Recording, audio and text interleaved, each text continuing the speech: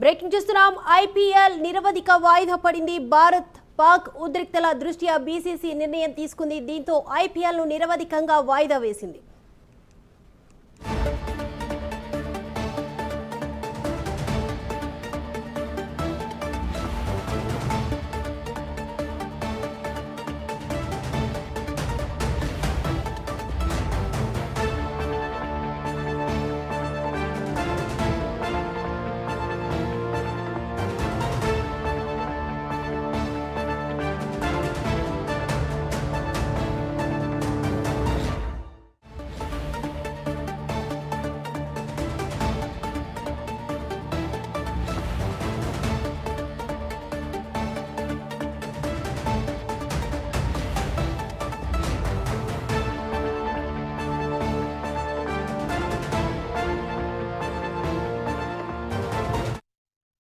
IPL నిరవధిక వాయిదా పడింది. భారత్ పాక్ ఉద్రిక్తల దృష్ట్యా కూడా బీసీసీ నిర్ణయం తీసుకుంది. దీంతో ఐపీఎల్ ను నిరవధికంగా వాయిదా వేసింది. ఈ అంశానికి సంబంధించి ఓవరాల్ అప్డేట్స్ అందించడానికి మా ప్రతినిధి నాగేంద్ర సిద్ధంగా ఉన్నారు. నాగేంద్ర,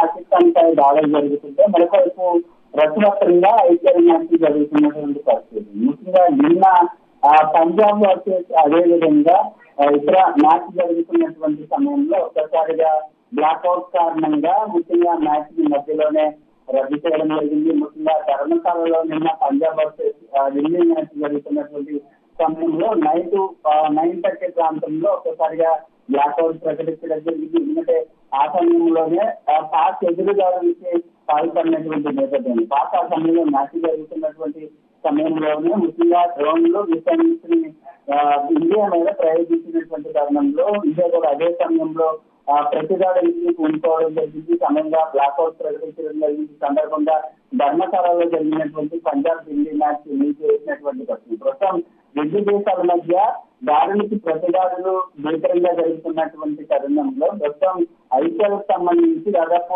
చివరి అంకానికి చేరుతుంది. మరొక 15-16 మ్యాచ్లు మాత్రమే మిగిలి ఉన్నాయి. ప్రస్తుతం అయితే 58వ మ్యాచ్ నిన్న రన్ అవుతున్నటువంటి సమయంలోనే రద్దు చేసినటువంటి పరిస్థితి. ప్రస్తుతం పాక్ ఇండియా మధ్య జరుగుతున్నటువంటి యుద్ధ వాతావరణం నెలకొన్నటువంటి నేపథ్యంలో ప్రస్తుతం అయితే బీసీసీఐ ఐపీఎల్ సంబంధించి పూర్తిగా నిరవధిక వాయిదా వేసి కూడా ప్రకటించడం జరిగింది.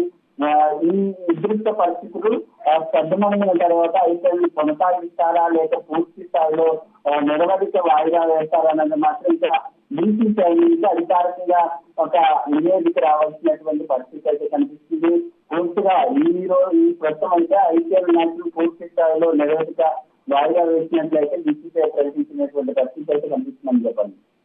Thank you Nagendra.